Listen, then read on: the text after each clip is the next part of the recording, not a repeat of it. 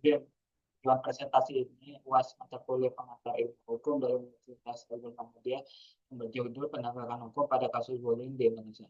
Ini adalah orang yang kena kasus bullying di Indonesia ini merupakan hak protektif atau hak perlindungan dari lembaga hukum. Sehingga orang yang bully ke korban mempunyai aturan dan atau sanksi tersendiri, jadi dengan semena-mena melakukan bully ke korban yang dibully. Dan aturan apa saja di Indonesia bagi orang yang bully ke korban.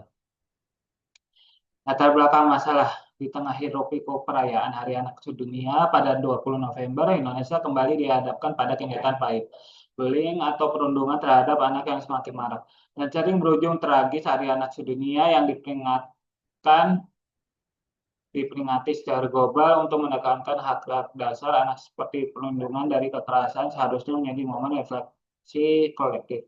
Namun, laporan-laporan terkini menunjukkan bahwa Indonesia masih jauh dari cita-cita tersebut.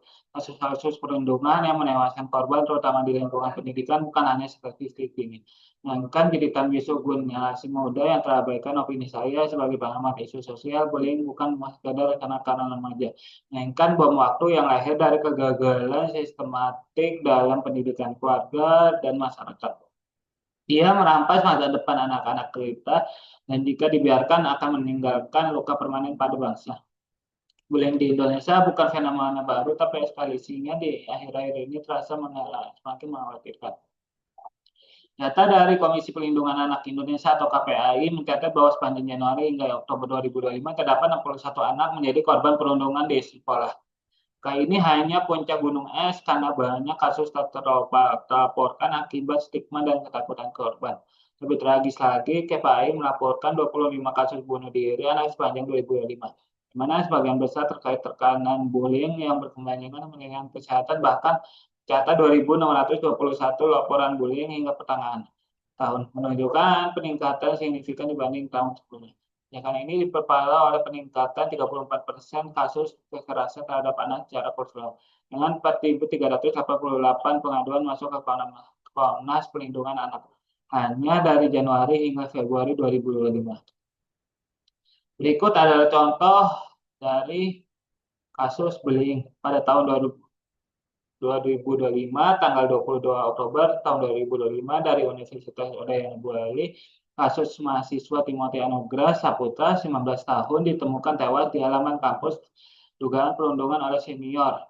Kematian misterius, investigasi polisi dan kampus berlangsung.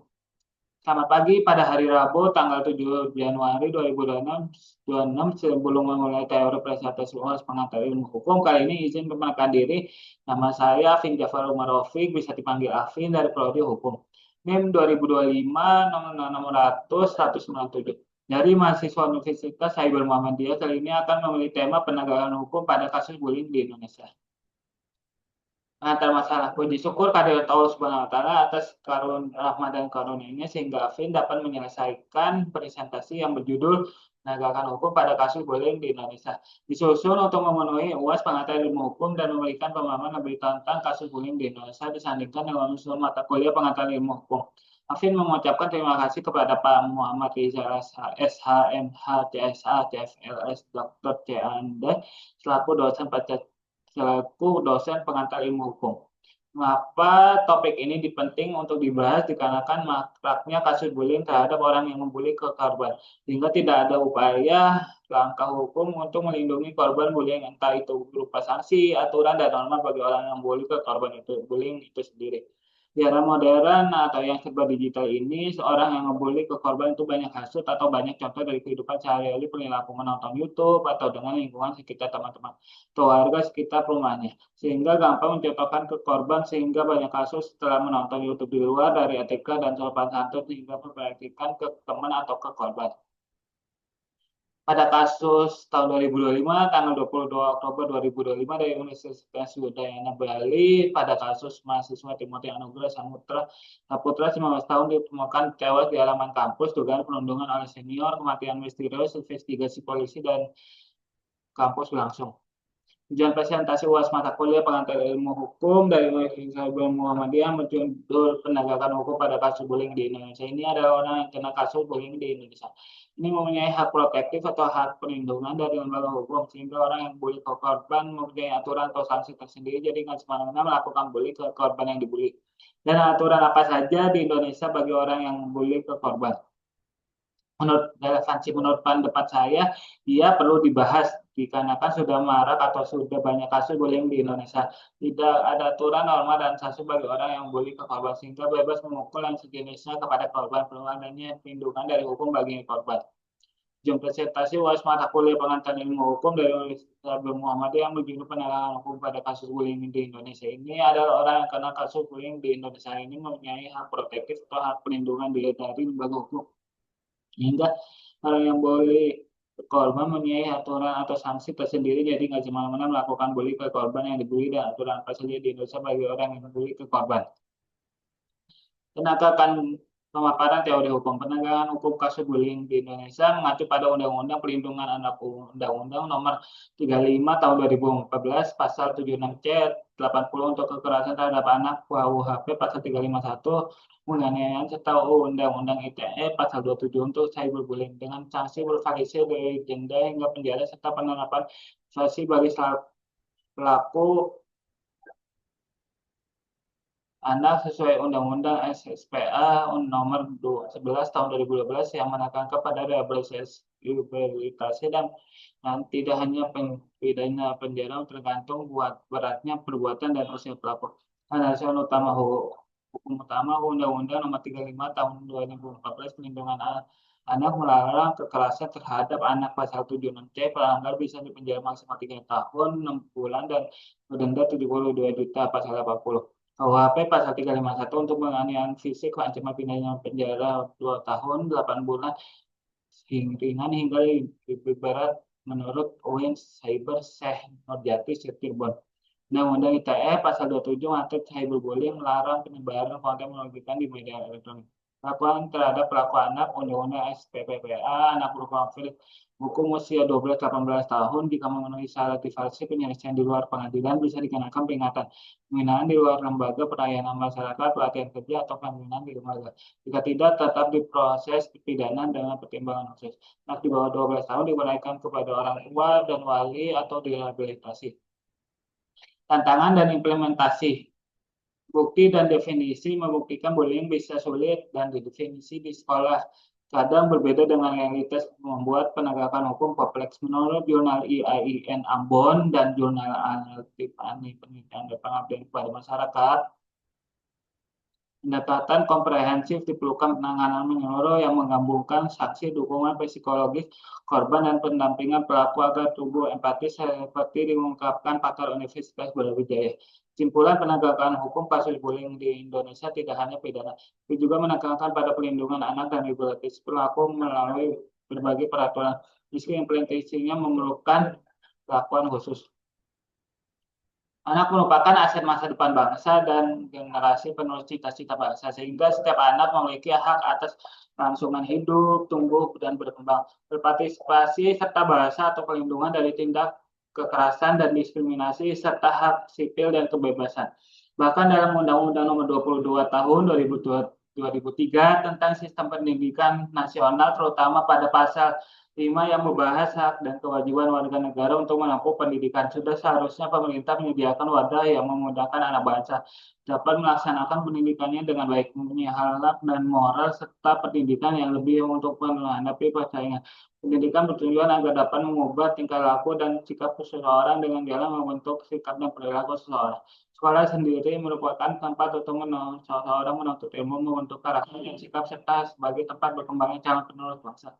Maka sekolah seharusnya merupakan tempat belajar yang aman, nyaman, dan menyenangkan. Anak merupakan aset masa depan bangsa dan generasi penuh cita-cita bangsa. Hingga setiap anak berhak atas kelangsungan hidup, tumbuh, dan berkembang berprivasi, serta berhak atas perlindungan tindak kekerasan dan diskriminasi, serta hak sipil dan kebebasan. Anak juga merupakan harus memperoleh perlindungan yang memadai. Perlindungan hukum merupakan aspek penting dari suatu negara hukum. Negara hukum. Yang pertama, Indonesia telah mengatur pelindungan anak di dalam Undang-Undang Nomor 23 Tahun 2002, Junto Undang-Undang Nomor 35 Tahun 2014 tentang Perlindungan Anak Pasal 54 telah disebutkan bahwa anak di dalam dan di lingkungan sekolah wajib dilindungi dari tindak kekerasan. yang dilakukan oleh guru, pengelola sekolah, atau teman-temannya di dalam sekolah yang bersangkutan atau lembaga pendidikan lainnya. Perlindungan sebagaimana dimaksud pada ayat dilakukan oleh penyidik, tenaga pendidikan, aparat pemerintah, dan atau masyarakat. Namun realitasnya ada beberapa didik yang merasa tidak nyaman atau bahkan merasa bahwa sekolah menjadi tempat yang menakutkan bagi diri. Itu bisa terjadi karena kurangnya pengawasan institusi atau guru terhadap perilaku peserta didik di lingkungan sekolah yang menyebabkan terjadinya tindakan yang dilakukan oleh peserta didik yang melampaui norma atau peraturan yang berlaku di dalam sekolah tersebut, termasuk tindakan bully pada sesama temannya. Perilaku perundungan bullying dapat terjadi pada seseorang yang menjadi sasaran aksi negatif dari seseorang maupun sekelompok orang secara berlangsung. Perasaan bullying yang terjadi di sekolah ini akan salah satu kasus yang dapat dijumpai di mana saja, termasuk di sekolah. Menimbulkan perasaan dendam, benci, takut, dan tidak percaya. Anak didik akan membenci dan takut terhadap gurunya di kelas, membenci dan dendam kepada kakak kelasnya, timbul persaingan dan perselisihan antara anak didik, serta menimbulkan saat tidak nyaman, bahkan takut untuk bersekolah. Tindakan bullying ini tentu sangat mengganggu mental anak dan membuat rasa takut terancam di lingkungan sendirinya. Ironisnya, para guru dan orang tua biasanya menganggap hal tersebut sebagai hal yang wajar dalam kehidupan remaja, dan hal tersebut hanya merupakan salah satu dari cara-cara anak dalam bercanda atau bermain sehingga tidak perlu dipermasalahkan. Tidak ada peraturan khusus untuk mewajibkan sekolah memiliki kebijakan program anti bullying. Tetapi dalam Undang-Undang Nomor 35 Tahun 2014 tentang Perlindungan Anak Pasal 54 yang berisi ketentuan bahwa anak di dalam dan lingkungan sekolah wajib dilindungi dari tindakan kekerasan yang dilakukan oleh guru, pengelola sekolah, atau teman-teman di dalam sekolah yang bersangkutan atau lembaga pendidikan lainnya. Dengan kata lain, peserta didik ini mempunyai hak atau untuk mendapat pendidikan dalam lingkungan yang aman serta nyaman sehingga bebas dari rasa takut. Pengelola sekolah dan pihak lain yang bertanggung jawab dan penyelenggaraan pendidikan mempunyai tugas untuk melindungi siswa dari intimidasi, penyerangan, kekerasan, ataupun gangguan kebebasan. Federasi Serikat Guru Indonesia (FSGI) menyoroti kasus perundungan di sekolah kian marak terjadi. Mereka mencatat terdapat banyak 16 kasus perundungan di sekolah dalam kurun Januari sampai Juli tahun 2023. Dalam kurunnya, FSGI menyebut 4 kasus terjadi pada awal masuk tahun ajaran baru di bulan Juli 2023. Kasus perundungan mayoritas terjadi SD 25% dan SMP 25%, lalu di SMA 18,75% dan SMP 11,75%, dan MTS 6,25%, dan pondok pesantren 6,25%. FSBI mencatat jumlah korban perundungan sekolah selama Januari 7 Juli 2023 sebanyak 43 orang, yang terdiri dari 41 siswa 95,4% dan 2 guru 4,6%. Adapun pelaku perundungan didominasi oleh siswa sebanyak 87 orang 52,5%, sisanya oleh pendidik lainnya 5 pendidik 5,3%, 1 orang tua siswa 1,1%, dan 1 kepala madrasah 1,1%. Selain itu, kasus perundungan mayoritas terjadi di satuan pendidikan di bawah kemenangan Kemendikbudristek 57,5% dan Kemenak 12,5%. Merujuk data yang dibagikan Komisi Perlindungan Anak Indonesia (KPAI) Kamis 22/9 tahun 2022, kasus bullying di Indonesia jumlahnya relatif cukup tinggi hingga puluhan. Berdasarkan klaster pendidikan anak korban kekerasan di sekolah bullying jumlahnya adalah 122 kasus 2016, 129 kasus 2017, 107 kasus 2018, 6 kasus 2019, dan 76 kasus 2020. Sedangkan anak yang jadi pelaku bullying di sekolah yaitu 131 kasus 2016, 116 kasus 2017, 127 kasus 2018, 51 kasus 2019, dan 12 kasus 2020. Adapun data statistik tentang kasus bullying selama adalah tahun 2015 hingga tahun 2022. Itu menggambarkan tren yang menurut penulis juga menggambarkan kasus bullying tahun-tahun sebelumnya, antara lain 4,1 2015 WAI melalui Global School Based Student Health (GSS) melakukan survei.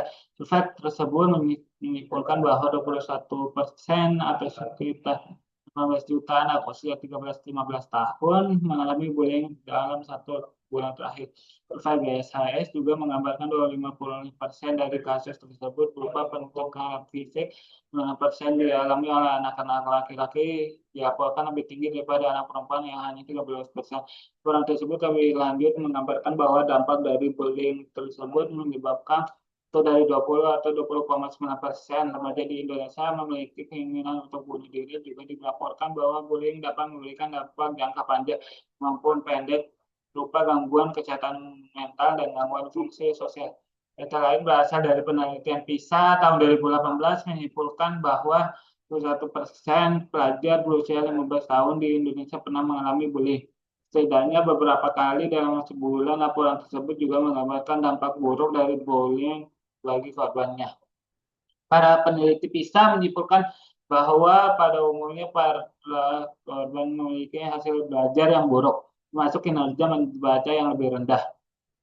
Data lain juga berasal dari survei Kementerian Pemberdayaan Perempuan dan Perlindungan Anak KPPPPA tahun 2018. Survei tersebut menyimpulkan bahwa 2 dari 3 remaja laki-laki dan perempuan berusia 13-17 tahun mengalami bullying.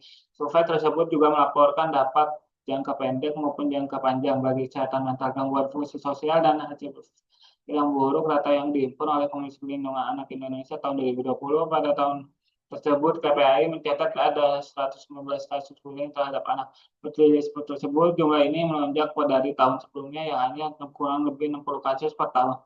Pada tahun 2021, KPAI mencatat hanya terjadi 53 kasus bullying di lingkungan sekolah dan 168 kasus perundungan di dunia maya. Ini adalah tahun di mana sekolah telah berada dalam proses belajar daring. Nilai yang menjelaskan kasus bullying di lingkungan sekolah lebih rendah daripada kasus di dunia maya. Data terakhir juga berasal dari KPAI tahun 2022. KPAI melaporkan kasus bullying dengan kekerasan fisik dan mental terjadi di lingkungan sekolah sebanyak 226 kasus, 18 kasus bullying di dunia maya. Pendapat penulis, bukan tidak mungkin jumlah kasus bullying lebih banyak dari kasus yang dirilis oleh KPAI.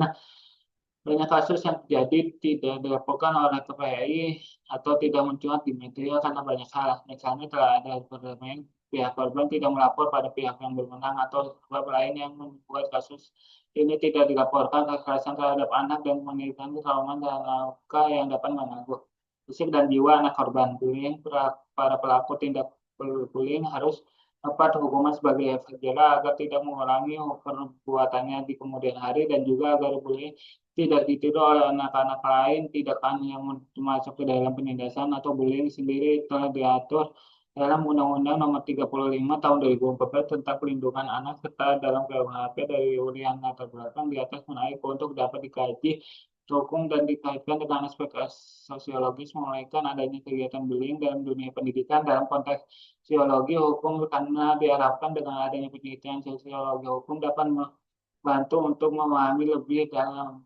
tentang upaya meningkatkan sistem pencegahan dan penanggulangan bullying khususnya pada peserta didik. Berdasarkan uraian di atas, tulisan ini bertujuan jadi faktor penyebab maraknya bullying antara pelajar di sekolah serta upaya penegakan hukum terhadap perilaku bullying di sekolah. Untuk penyebab maraknya bullying antar pelajar di sekolah, menurut bullying tidak habis menjadi topik maupun tema penelitian. Tapi belum ada yang dapat menarik kesimpulan mengenai apa sebenarnya bullying. Menurut American Psychology Association atau APA, dalam Wahab dan kawan-kawan, bullying DKK, bullying adalah bentuk perilaku agresif yang bertujuan melukai individu lainnya yang dilakukan secara sengaja dan terus-menerus, baik berupa kontak fisik, kata-kata, atau tindakan yang lebih halus. Lerner dan Steinberg menyimpulkan bahwa bullying adalah agresi oleh para remaja dan remaja dengan melakukan kekerasan fisik, psikologis, atau verbal, serta adanya intimidasi yang membahayakan bagi korban dan menyebabkan korban merasa takut hingga distress. Sedangkan Fogg dalam penelitian ini mengatakan bahwa bullying adalah perilaku agresi yang membahayakan korban karena adanya kekuasaan yang tidak seimbang antara pelaku dan korban. Penelitian yang dilakukan Taylor menemukan bahwa banyak siswa belum definisi bullying yang dipaparkan di sekolah berbeda dengan kenyataan yang mereka lihat. Beberapa murid menganggap bahwa pemaknaan bullying di sekolah bisa diartikan secara luas karena definisi tersebut juga termasuk perilaku bermain-main atau goda jokes antar teman. Bullying berasal dari kata bully berdasarkan kamus bahasa Inggris. Bully adalah mengatakan orang yang mengganggu orang lemah. Dengan demikian dapat dipahami bahwa bully sendiri dapat didefinisikan sebagai tindakan menyakiti secara fisik dan psikis secara berencana oleh pihak yang merasa lebih berkuasa terhadap yang lemah. Bullying merupakan tindak kekerasan berupa tindakan yang dapat merusak dan melukai bagi pihak yang menjadi korban bullying, baik berupa penganiayaan ringan maupun berat dan bahkan dapat menimbulkan kematian. Pengertian bullying menurut Komnas HAM, Hak Asasi Manusia adalah sebagai suatu bentuk kekerasan fisik dan psikologis berjangka panjang dan dilakukan seseorang atau kelompok terhadap seseorang yang tidak mampu mempertahankan diri dari situasi dasar, melukai atau menakuti orang yang atau membuat orang tertekan, trauma, depresi, dan tidak berdaya. Biasanya bullying bisa terjadi berulang kali, bahkan ada pula yang dilakukan secara sistematis. Bullying dapat dilakukan secara sistematis atau terus-menerus setiap harinya akan memberikan dampak yang buruk dan juga trauma yang mendalam bagi korbannya. Bullying dapat dikelompokkan menjadi 6 kelompok, yaitu kontak fisik langsung merupakan jenis bullying yang kasat mata. Siapa saja dapat melihat tindakan bullying ini karena terjadi sentuhan antara pelaku dengan korban. Contoh tindakan memukul, mendorong, menggigit, menjambak, mencubit, mencakar, merusak barang orang lain juga tindakan bullying. Kontak verbal langsung jenis bullying ini juga dapat terdeteksi karena terdengar oleh kita. Contoh tindakan bullying ini yaitu memaki, menghina, menuduh, menfitnah, mempermalukan di depan umum, menyebar gosip, perilaku nonverbal, langsung perilaku bohong. Bullying ini dapat terlihat dan terdengar oleh kita jika kita awas dan menghadapinya. Contoh tindakan bullying ini yaitu melihat dengan sinis, menjulurkan lidah, menampilkan ekspresi muka yang menandakan, atau nonverbal tidak langsung. Contoh perilaku bullying ini yaitu mendiamkan seseorang, mengucilkan dan mengabaikan. Cyberbullying tidak menyakiti orang lain dari sarana elektronik. Contoh perilakunya mengumpulkan postingan korban dengan menghina, yang video intimidasi, penyimpangan nama baik dan sosmed, media sosial, tidak ini tidak merupakan perilaku agresif, fisik atau verbal. Akhir-akhir ini di media banyak sekali memberitakan tentang kekerasan yang diterima oleh remaja dan anak usia sekolah. Hal ini sangat memprihatinkan bagi orang tua dan juga pendidikan. Sekolah harusnya menjadi rumah kedua yang menjadi tempat belajar dan membentuk karakter anak menjadi cerdas dan baik. Nyatanya justru menjadi tempat terjadinya bullying. Dan masa muda remaja yang seharusnya diisi dengan menuntut ilmu dan kegiatan positif justru menjadi gelap.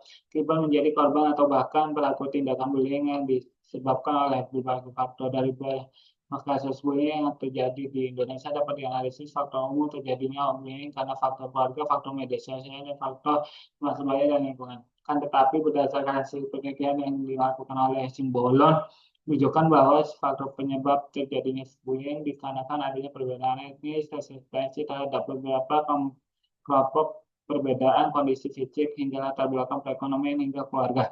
Jika bullying ini menimbulkan pengaruh negatif terhadap korban baik secara fisik maupun psikis oleh orang tua terhadap anak, sehingga terjadinya gangguan perilaku pada anak. Anak menjadi suka buat anak dan anak melakukan tindakan bullying. Pergaulan penyebab bullying dikategorikan sebagai faktor individu, faktor keluarga, faktor sosial budaya, faktor pengaruh kelompok, dan faktor sekolah. Adapun penyebab lainnya sangat beragam, mulai dari lingkungan keluarga yang bertengkar, tontonan kurang mendidik, penggunaan sosial media yang kurang bijak di kalangan anak-anak dan remaja, lingkungan masyarakat yang kurang ramah anak, bahkan guru yang masih belum totalitas memahami cara mengatasi perilaku bullying di sekolah. Berdasarkan penelitian terdahulu yang telah dikaji dari 30 jurnal, Eva mengumpulkan bahwa peran guru untuk mengatasi bullying caranya antara masing-masing guru. Hasil penelitian menunjukkan bahwa guru sangat berperan penting dan dalam mengantisipasi kasus bullying di sekolah dasar, yaitu dengan membimbing, menasihati, bahkan membina dan memberikan contoh yang baik di sekolah. Dan penegakan hukum yang bisa dilakukan untuk mengatasi tindakan bullying di lingkup sekolah. Menurut Juwita, bullying merupakan segala bentuk penindasan atau kekerasan yang dilakukan dengan sengaja atau satu orang untuk dilakukan secara berkelompok yang lebih kuat. atau berkuasa terhadap orang lain dengan tujuan untuk menyakiti dan dilakukan secara terus-menerus. Dapat banyak definisi mengenai bullying, termasuk pertama yang jadi dalam konteks lain seperti di rumah, tempat kerja, masyarakat, komunitas virtual. Namun dalam hal ini akan dibatasi dalam konteks school bullying atau bullying yang terjadi di lingkungan sekolah. Bullying merupakan perilaku agresif yang dilakukan berulang-ulang oleh seseorang sekelompok siswa yang memiliki kekuasaan terhadap siswa dan siswi lain yang dengan tujuan memiliki orang tersebut. Adapun bullying dilakukan terhadap anak, maka pemerintah mengatur perilaku bullying dalam Undang-Undang Nomor 36 Tahun 2014 tentang perubahan atas Undang-Undang Nomor 23 Tahun 2002 tentang perlindungan anak yang menentukan bahwa pemerintah daerah dan lembaga negara lainnya berkewajiban dan bertanggung jawab untuk memberikan perlindungan khusus pada anak masuk anak korban kekerasan psikis atau psikis. Kekerasan psikis meliputi antara lain bullying, juga merujuk kepada ketentuan pasal 61 Butir 16 Undang-Undang Nomor 35 Tahun 2014 yang menentukan bahwa kekerasan adalah setiap perbuatan terhadap anak yang berakibat timbulnya kesengsaraan, penderitaan secara fisik, psikis, seksual, dan atau pelanggaran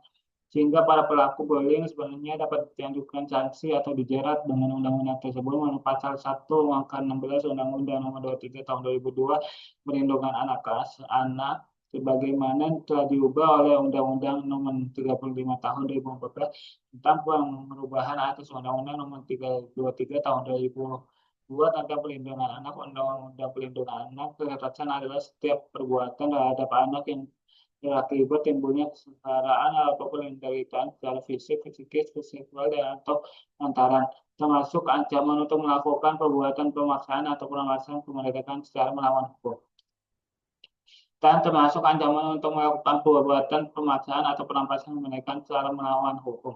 Melihat dari bagaimana bullying itu dilakukan, maka pasal 76C Undang-Undang Perlindungan Anak telah mengatur bahwa setiap orang dilarang menempatkan, membiarkan, melakukan, menyuruh, melakukan atau turut serta melakukan kekerasan terhadap anak.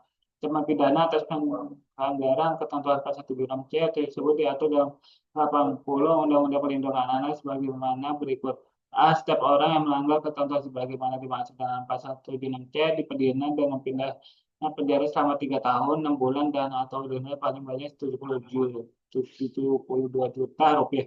Dalam hal anak sebagaimana dimaksud pada ayat 1 luka berat, maka pelaku dipidana dengan pidana penjara 5 tahun dan atau denda paling banyak 100 juta rupiah. Dalam hal anak sebagaimana dimaksud pada ayat 2 maka pelaku dipidana dengan pidana penjara 15 tahun dan atau denda paling banyak 3 miliar rupiah. Pidana ditambah sepertiga dari ketentuan sebagian masuk pada ayat 1, ayat 2, dan ayat 3 apabila yang melakukan penganiayaan tersebut orang tuanya. Pasal 76B juga melarang setiap orang untuk menempatkan, membiarkan, melibatkan, menyuruh melibatkan anak dalam situasi perlakuan salah dan penolakan. Berdasarkan pasal 77 dan 77B, orang yang melanggar peraturan pasal 76A dan 76B dapat dipidana penjara paling lama 5 tahun dan atau denda paling banyak 100 juta rupiah.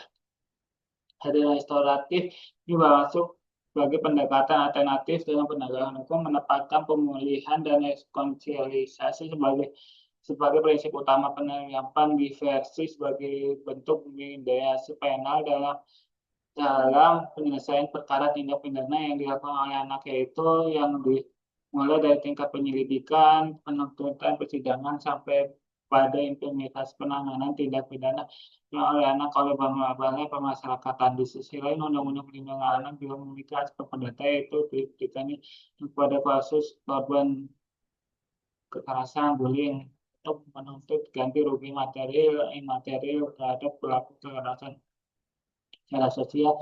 Pembiaran atas perilaku bullying di masyarakat akan menjadikan bullying sebagai perilaku yang dinilai normal di masyarakat, menjadi hal yang biasa ketika ada seseorang atau sekelompok yang melakukan kekerasan. Anak di masa depan, penanganan yang salah dapat menyebabkan rusak bahkan musnahnya bangsa di masa depan. Karena anak adalah generasi penerus bangsa dan cita-cita negara. Apa itu bullying? Secara umum, tindak pidana bullying atau perundungan yang dikenal sebagai tindak kekerasan terhadap anak yang terjadi di sekolah. Dalam hal bullying terjadi di sekolah, bullying adalah perilaku agresif yang dilakukan secara berulang-ulang oleh seseorang dan sekelompok siswa yang memiliki kekerasan terhadap siswa dan siswa lainnya yang lebih lemah dengan tujuan menyakiti orang tersebut. Secara yuridis, misalkan pasal 1 angka 16 Undang-Undang 35 tahun 2014, kekerasan ada setiap perbuatan terhadap anak yang akibat timbulnya kesusahan atau penderitaan secara fisik, psikis, seksual, dan atau penelantaran, termasuk ancaman untuk melakukan perbuatan permasalahan atau perampasan kemerdekaan secara melawan hukum. Pasal terkait pada dasarnya tidak memberikan batasan mengenai perbuatan apa saja yang tergolong sebagai kekerasan, namun apabila perbuatan tersebut menimbulkan kesengsaraan atau penderitaan secara fisik, psikis atau seksual terhadap anak, maka dapat digolongkan sebagai tindakan kekerasan. Untuk bentuk bullying, menurut Antonius EPS Wibowo dalam bukunya yang berjudul Penerapan Hukum Pidana dalam Penanganan Bullying di Sekolah, bullying setidaknya meliputi 5 kategori sebagai berikut: fisik, memukul, mendorong, menggigit, menjambak, menendang, mengunci seseorang dalam ruangan, mencubit, dan mencakar, juga termasuk memeras dan merusak barang-barang dimiliki orang lain oleh orang lain. Verbal mengancam, mempermalukan, merendahkan, mengganggu, memberi panggilan nama, name-calling, sarkasme, bahkan put down, mencela, mengejek, mengintimidasi, memaki, menyebarkan gosip. Perilaku non-verbal langsung merupakan ekspresi muka yang merendahkan, mengejek, atau mengancam, biasanya disertai oleh bullying atau verbal. Perilaku non-verbal tidak langsung mendiamkan seseorang, manipulasi persahabatan sehingga menjadi retak, sehingga mengucilkan atau mengabaikan, mengirimkan surat kaleng. Pelecehan seksual kadang dikeduakan perilaku agresi fisik atau verbal.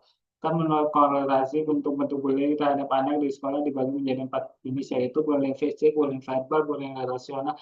Itu tindakan yang melemahkan harga diri si korban, penindasan secara sistematis melalui pengabaian, kecilan, pengecualian, atau penghindaran, dan cyberbullying, yaitu tindakan bullying yang dilakukan seiring dengan berkembangnya teknologi pada platform internet dan media sosial. Pada intinya, korban terus-menerus mendapat pesan negatif dari pelaku bullying, baik dari SMS, pesan di internet, dan media sosial lainnya. Aspek pidana bullying terhadap anak. Mengingat bullying merupakan tindakan kekerasan terhadap anak, maka berdasarkan pengaturan dalam Undang-Undang Perlindungan Anak dan perubahannya, bullying termasuk sebagai tindak pidana. Pada dasarnya bullying fisik maupun verbal diatur dalam pasal Undang-Undang 35 2014 yang bunyi sebagai berikut: setiap orang mendapatkan, membiarkan, melakukan, menyuruh, melakukan, atau turut serta melakukan kekerasan terhadap anak. Selanjutnya, jika larangan di atas dianggap melanggar, bisa dijerat pasal 80 Undang-Undang 35 tahun 2014, yaitu orang yang melanggar ketentuan pasal 76C Undang-Undang 35 tahun 2012 dipidana penjara paling lama 3 tahun 6 bulan dan atau denda paling banyak sebanyak 70 juta. Bila anak mengalami luka berat, maka perilaku dipidana penjara paling lama 5 tahun dan atau denda paling banyak 100 juta. Apabila anak meninggal dunia, maka perilaku dipidana penjara paling lama 15 tahun dan atau denda paling banyak 3 miliar. Pidana atau ditambah sepertiga dan dari ketentuan pada ayat 1, 2, dan 3 apabila yang melakukan tersebut orang tuanya. Pasal 54 Undang-Undang 35 tahun 2010 juga bahwa setiap anak berhak mendapat perlindungan dari tindak kekerasan di sekolah sebagai berikut: anak di dalam dan di lingkungan satuan pendidikan wajib mendapatkan perlindungan dari tindak kekerasan fisik, psikis, kekerasan seksual, dan kegiatannya yang dilakukan oleh pendidik dan pendidikan serta didik atau pihak lain. Perlindungan sebagaimana masuk pada ayat 1 dilakukan oleh pendidik, tenaga pendidikan, aparat pendidikan, atau masyarakat. Apabila lanjut, bullying terhadap anak dilakukan oleh media sosial, maka hukum pidana bullying rujuk pada pasal 27A Undang-Undang 1 tahun 2014 tentang perubahan kedua Undang-Undang ITE. Pada prinsipnya menyerang kehormatan dan nama baik seseorang, termasuk dalam perbuatan yang dilarang dalam pasal 22A Undang-Undang 1 tahun 2024 yang berbunyi: setiap orang dengan sengaja menyerang kehormatan atau nama baik orang lain dengan cara menuduhkan suatu hal dengan masuk supaya hal tersebut diketahui umum dalam bentuk informasi elektronik dan atau dokumen elektronik yang dilakukan oleh sistem elektronik. Kemudian orang yang melanggar pasal 27A Undang-Undang 1 tahun 2024 berpotensi dipidana penjara maksimal 2 tahun dan atau denda maksimal 400 juta sebagaimana dimaksud yaitu dalam pasal 45 ayat 4 Undang-Undang 1 tahun 2024. Lalu perlu dicatat bahwa bullying berupa nah, dengan ucapan kata-kata kasar seperti pengakuan, cacian, dan atau kata-kata tidak pantas. Hal itu pun dilakukan di sistem elektronik atau media sosial. Pelaku juga dapat dijerat dengan pasal tindak pidana penghinaan lingkungan yang diatur dalam pasal 315 KUHP lama yang sangat artikel ini diberikan masih berlaku dan pasal 36 Undang-Undang 1 tahun 2023 tentang KUHP baru yang berlaku 3 tahun sejak tanggal di undangan yaitu tahun 2006. Hal ini sebagaimana dijelaskan dalam artikel ancaman pidana bagi netizen yang komentar buat ini. Pasal 436 Undang-Undang 1 tahun 2023 penghinaan yang bersifat tidak bersifat penghinaan atau penyamaran tulis yang dilakukan terhadap orang lain baik di muka umum dengan lisan atau tulisan maupun di muka orang yang dihina tersebut tulisan atau dengan perbuatan atau dengan tulisan yang dipinggirkan atau dikirimkan kepadanya dipidana karena penghinaan ringan dengan pidana paling penjara paling lama 6 bulan atau pidana denda paling banyak dalam kategori 2 yaitu 10 juta. Aspek data bullying terhadap anak di sisi lain Undang-Undang Perlindungan Anak dan perubahannya juga memiliki aspek perdata yang itu diberikannya kepada anak korban kekerasan bullying untuk menuntut ganti rugi materi terhadap pelaku kekerasan. Hal ini diatur dalam pasal 71D ayat 1 Undang-Undang 35 tahun 2004. Jelas setiap anak yang menjadi korban sebagaimana dimaksud pada dalam pasal 59 ayat 2 huruf B, huruf D, huruf F, huruf H, huruf I, dan huruf J. Berhak menentukan pengadilan berupa hak atas restitusi yang menjawab pelaku kejahatan. Adapun pasal 59 ayat 2 huruf I Undang-Undang 35 tahun 2014 dengan huruf pada anak diberikan kepada anak korban kekerasan fisik dan atau psikis. Berikut adalah kejadian hukum. Pada tanggal 20 Oktober 2025, lokasi SMPN 19 tanggal 9 Tangerang Selatan, deskripsi kasus siswa kelas 7 MH 13 tahun diantar kursi besi oleh teman sebangku hingga mengalami cedera parah di kepala korban sempat dirawat intensif sebelum hingga pada 16 November. Dampak kematian korban nama saksi diperiksa polisi KPN di pusat proses hukum tegas. Next, pada tanggal 22 Oktober tahun 2025 dari Universitas Lokasi Universitas Udayana Bali pada kasus mahasiswa Timothy Anugrah Saputra 19 tahun 2009 tewas di halaman kampus dugaan perundungan oleh senior. Kematian terus investigasi polisi dan kampus berlangsung. Next, pada contoh kasus selanjutnya adalah awal November 2025 sebagai Jawa Barat. 3 kasus bunuh diri remaja belasan tahun, satu diantaranya terkait bullying di sekolah, kematian orang tua dan sekolah di sekolah atas kelalaian pencegahan. Pada tanggal 7 November tahun 2025, SMA Negeri 72 Jakarta, ledakan di masjid sekolah diduga dilakukan siswa korban bullying kronis senjata rakitan bertuliskan pesan radikal ditemukan. Pelaku diduga terpapar konten ekstrim akibat trauma perundungan. Ledakan tanpa korban jiwa tapi ungkap radikalisasi anak muda, polisi dalami motif. Pada bulan Oktober November 2025 umum berbagai daerah Grobogan, Lampung, Undip, Unpes, 7 kasus bullying berujung mau di sekolah dan kampus termasuk perundungan fisik dan verbal. Serangkaian Kementerian JPPI catat lonjakan 100% kasus kekerasan sekolah. Pendapat ahli atau perbandingan definisi dan karakteristik menurut Orwellius perilaku negatif yang berulang menciptakan korban tidak nyaman atau terluka ada tindak sembarangan kekuatan. Smith atau Thompson tindakan sengaja menyebabkan cedera fisik dan psikologis. Tiauskina, Juwita, Susito perilaku agresif berulang dalam kelompok kuat terhadap yang lebih lemah untuk menyakiti.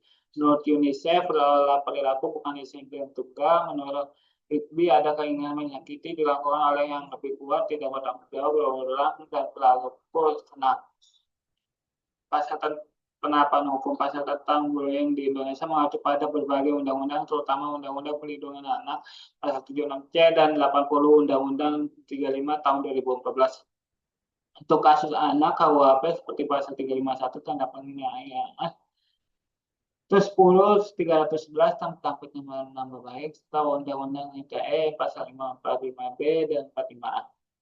6 Undang-Undang ITE baru dan Undang-Undang 1 tahun 2012 untuk cyberbullying dan juga tergantung jenis dan dampaknya luka ringan, berat atau kematian terbaru KUHP baru Undang-Undang 1 tahun 2023 pasal 462 mengatur pidana bagi yang mendorong bunuh diri korban bullying hingga 4 tahun penjara. Dasar hukum utama Undang-Undang Perlindungan Anak, Undang-Undang Nomor 35 tahun 2014. Pasal 76C melarang kekerasan terhadap anak fisik, psikis, seksual. Pasal 80 sanksi pidana bagi pelanggar pasal 76C bisa 3,5 tahun penjara denda menjadi 5 tahun jika luka berat dan 15 tahun jika korban meninggal dunia. Dengan tambahan hukuman jika pelaku orang tua. Kitab Undang-Undang Hukum Pidana KUHP lama dan baru pasal 351 lama, pasal 433 baru penganiayaan ringan atau berat. Pasal 310, 3111 lama, pasal 3434 baru penambahan atau fitnah melalui ucapan dan tulisan. Pasal 345 lama, pasal 462 baru mendorong orang lain bunuh diri jika korban meninggal. Undang-Undang Informasi dan Transaksi Elektronik atau UU ITE, pasal 45B, Undang-Undang 19 tahun 2016, pasal 45 ayat 8 Undang-Undang 1 tahun 2024 nanti kekerasan untuk penyelenggaraan baik melalui media elektronik cyberbullying. Kita hari ini di media banyak sekali memberitakan tentang kekerasan yang diterima oleh remaja dan anak usia sekolah. Hal ini sangat memprihatinkan bagi orang tua dan juga dunia pendidikan. Sekolah seharusnya menjadi rumah kedua yang menjadi tempat belajar dan membentuk karakter anak menjadi cerdas dan baik. Nyatanya justru menjadi tempat terjadinya bullying, dan masa muda remaja yang seharusnya diisi dengan menuntut ilmu dan berkaitan positif justru menjadi kelam akibat menjadi korban atau bahkan takut tindakan bullying yang disebabkan oleh berbagai faktor. Dari banyaknya kasus bullying yang terjadi di Indonesia dapat dianalisis faktor umum terjadi bullying karena faktor keluarga, faktor media sosial, dan faktor teman sebaya atau di lingkungan sekolah. Tapi berdasarkan hasil penelitian yang dilakukan oleh Simbolo menunjukkan bahwa faktor penyebab terjadinya bullying dikarenakan adanya perbedaan etnis, resistensi terhadap kelompok, diskrimininasi hingga latar belakang ekonomi hingga keluarga. Tindakan bullying ini menimbulkan pengaruh negatif terhadap korban baik secara fisik maupun psikis. Selain itu, tindakan bullying muncul karena adanya keinginan untuk menjadi populer di lingkungan.